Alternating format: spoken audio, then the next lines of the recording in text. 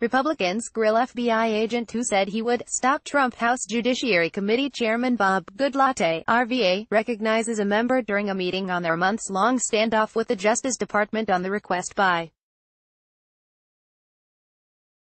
the Republican-controlled panel for documents related to the origins of the FBI's Russia investigation and the handling of its probe into Democrat Hillary Clinton's emails, on Capitol Hill in Washington, Tuesday, June 26, 2018.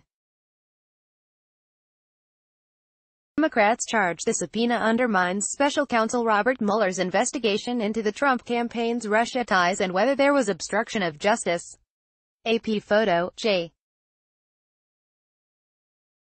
Scott Applewhite, Washington, AP, an FBI agent who worked on separate investigations into Democrat Hillary Clinton and President Donald Trump's campaign, defended himself behind closed doors for more than 11 hours Wednesday as House GOP lawmakers stepped up efforts to highlight what they say is bias at the Justice Department.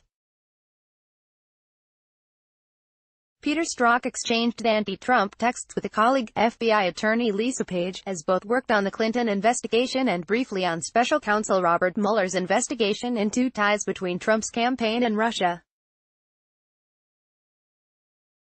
House Republicans have seized on the texts as part of investigations into the Justice Department, the FBI and decisions that both made during the 2016 presidential election. In one of the texts, from August 2016, Strzok wrote, "We'll stop it," in reference to a potential Trump election win. The barrage of GOP criticism against the Justice Department comes just a few months before the midterm elections, and amid intense sparring between the parties over the FBI's role in the Russia probe. The House is scheduled to vote Thursday on a resolution demanding the department hand over thousands of documents that Congress has requested by July 6. Strzok's questioning by lawmakers on the House Judiciary and the Oversight and Government Reform Committees began before 10 a.m. Wednesday and ended after 9 p.m. The last 2 hours were held in a small classified session after lawmakers said Strzok had declined to answer sensitive questions about internal FBI protocols and the Russia probe, among other issues. The interview showed no signs of changing entrenched partisan opinions. Republicans speaking outside the interview appeared unconvinced by an internal Justice Department report released earlier this month that detailed Strzok and Page's texts but ultimately found no evidence that bias affected the decision not to bring charges against Clinton.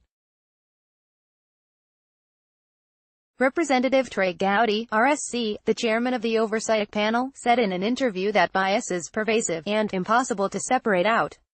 Rep. Mark Meadows, RNC, one of the most vocal critics of the Justice Department, said midway through the interview that while it's possible Strzok's individual bias didn't affect the Clinton investigation, he believes that what we are finding is the text messages were indicative of other decisions that were made or not made throughout the initiation of the Russia investigation in the summer of 2016. Frustrated Democrats called the interview a farce. In a statement after the interview was completed, Representative Elijah Cummings of Maryland, the top Democrat on the oversight panel, and Rep. Gerald Nedler of New York, the top Democrat on the Judiciary panel, suggested they had learned nothing new and called for the Republican chairman to release the unclassified portion of the interview transcript so people can see the Republicans' desperation for themselves. Cummings and Nadler said in a joint statement that they had just finished the interview, and, as today's transcript will make crystal clear, House Republicans are desperately trying to find something, anything, to undermine Special Counsel Mueller's investigation of the Trump campaign. Unfortunately for them, they were entirely unsuccessful today, and their interview of Mr. Strzok will not help their misguided mission. Lawmakers leaving the interview said that Strzok expressed regret for the text messages and said FBI agents often hold political opinions but they don't affect their decisions. Strzok was recently escorted from the FBI building as his disciplinary process winds through the system, his lawyer has said. He remains a proud FBI agent who wants to serve his country but has been the target of unfounded personal attacks, political games and inappropriate information leaks, according to a statement last week from lawyer Eitan Goldman. A seasoned counterintelligence agent, Strzok had a leading role on the investigation into whether Clinton illegally mishandled classified information through her use of a private email server while Secretary of State. He later joined Mueller's team investigating Russian election interference, but was reassigned last summer after the discovery of anti-Trump text messages he had traded with the FBI lawyer.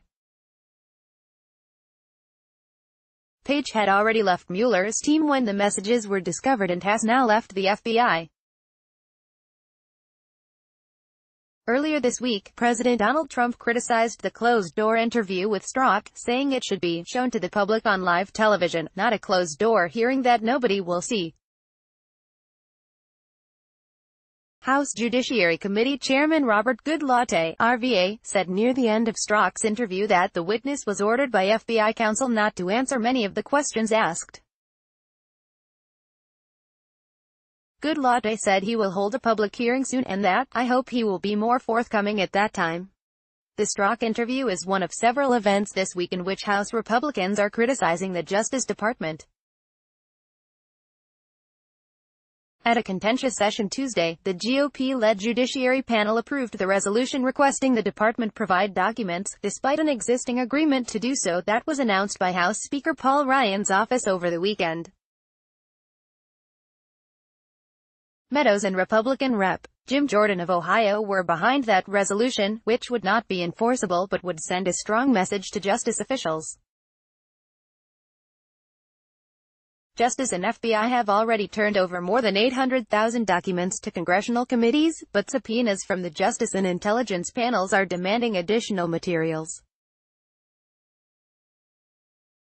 Lawmakers have threatened to hold top justice officials in contempt, or impeach them if the documents aren't turned over. On Thursday, FBI Director Christopher Wray and Deputy Attorney General Rod Rosenstein will appear at an open hearing to testify about both investigations and the documents Republicans are seeking. Goodlatte said he intends to use Thursday's hearing to question Wray and Rosenstein about complying with the requests and that he encouraged others to do the same. Copyright 2018 The Associated Press. All rights reserved. This material may not be published, broadcast, written or redistributed.